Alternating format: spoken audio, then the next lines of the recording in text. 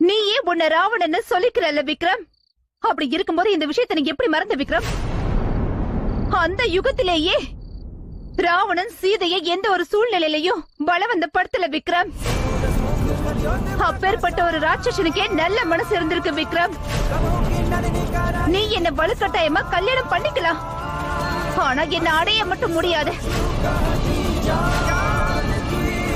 ஆனா ஒண்ணு, ஒருவேளை என்னோட நம்பிக்கை வீணா போயிடுச்சுன்னா அப்ப நான் இதுதான் என்னோட தலையெழுத்துன்னு நினைச்சு நானே என்னோட முழு விருப்பத்தோட உனக்கு சொந்தமாவேன்.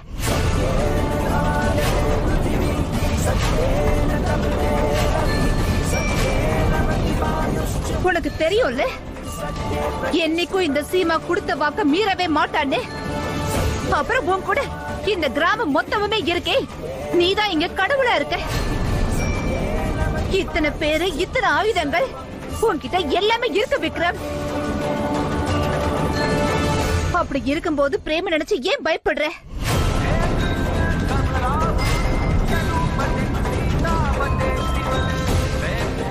என் தங்கச்சியை கொன்னு உன்னை நீ ஏன் சக்திசாலின்னு சொல்லிட்டு இருக்க?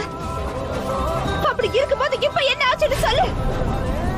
என்னோட நம்பிக்கைக்கு முன்னாடி உன்னோட தைரியம் குறைச்சு போச்சா?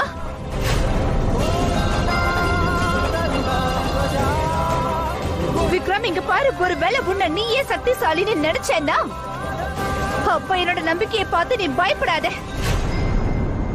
விக்ரமாதித்யா, என்னோட சவாலை நீ ஏத்துக்கோ.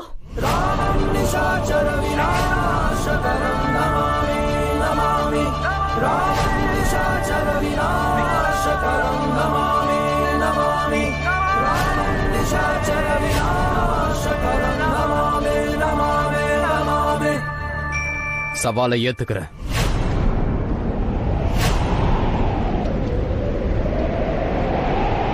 ஒருவேளை இன்னும் 20 நாள் கழிச்சு என்ன நீ உன் மனசார ஏத்துக்கிறன்ற வாக்க கொடுத்தீனா அப்ப அந்த 20 நாளுக்காக நான் காத்திருக்க தயாரா இருக்க சீமா.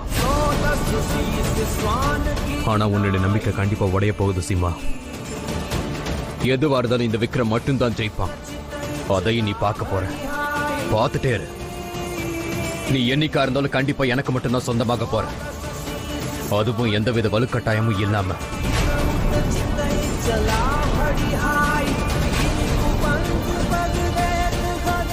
இந்த கல்யாணம் இன்னும் 20 நாளுக்கு அப்புறம் தான் நடக்க போகுது.